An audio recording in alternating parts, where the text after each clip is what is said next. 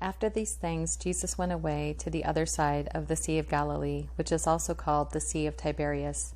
He took them and withdrew apart to a deserted place of a city called Bethsaida. A great multitude saw them going, and many recognized him.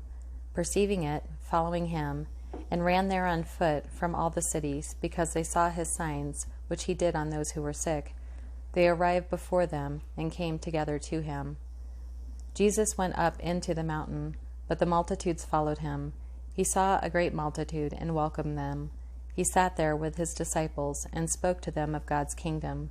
He had compassion on them and healed their sick, because they were like sheep without a shepherd, and he cured those who needed healing.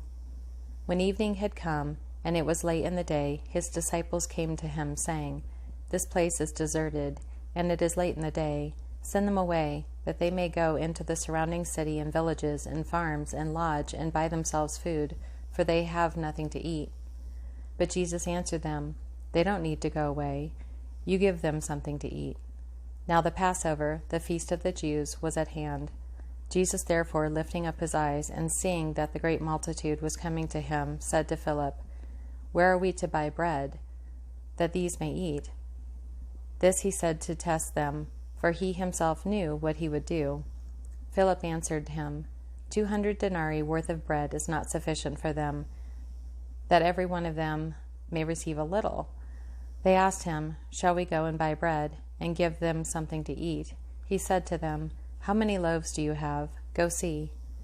One of his disciples, Andrew, Simon Peter's brother, said to him, "There is a boy here who has 5 barley loaves and 2 fish. But what are these among so many, unless we should go and buy food for all these people?" He said, "Bring them here to me." Jesus said to his disciples, "Have the people sit down in groups of about 50 each."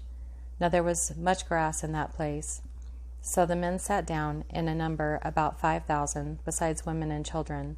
They sat down in ranks by hundreds and by 50s. Jesus took 5 loaves and the 2 fish, and having given thanks, looking up into the sky, he blessed them, broke them, and gave the loaves to the disciples to set before the multitude, and the disciples gave to those who were sitting down. Likewise also he divided the 2 fish among them all.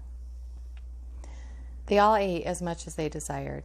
When they were filled, he said to his disciples, "Gather up the broken pieces which are left over, that nothing be lost." So they gathered them up and filled 12 baskets with broken pieces from the 5 barley loaves, and also of fish, which were left over by those who had eaten. When therefore the people saw the sign which Jesus did, they said, "This is truly the prophet who comes into the world." Jesus therefore, perceiving that they were about to come and take him by force, to make him king, withdrew again to the mountain by himself. Immediately Jesus made the disciples get into the boat and go ahead of him to the other side, Capernaum, while he sent the multitudes away. After he had sent the multitudes away, he went up into the mountain by himself to pray.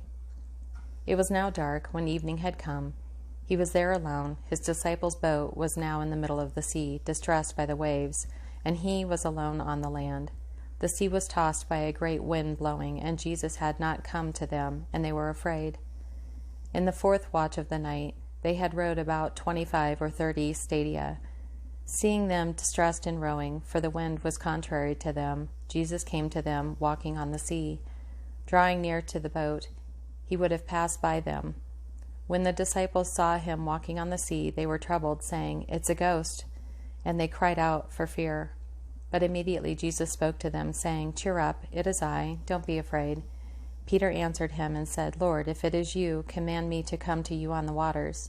He said, "Come." Peter stepped down from the boat and walked on the waters to come to Jesus. But when he saw that the wind was strong, he was afraid and began to sink. He cried out, saying, "Lord, save me." Immediately Jesus stretched out his hand, took hold of him, and said to him, "You of little faith, why did you doubt?" They were willing, therefore, to receive him into the boat. When they got up into the boat with them, the wind ceased. They were very amazed among themselves and marveled, for they hadn't understood about the loaves, but their hearts were hardened. Those who were in the boat came and worshipped him, saying, "You are truly the Son of God." Immediately the boat was at the land where they were going, to the land of Gennesaret, and moored to the shore. When they had come out of the boat, immediately the people of that place recognized him. They sent into all that whole surrounding region, brought to him all who were sick on their mats, who to where they heard he was. They begged him that they might just touch the fringe of his garment.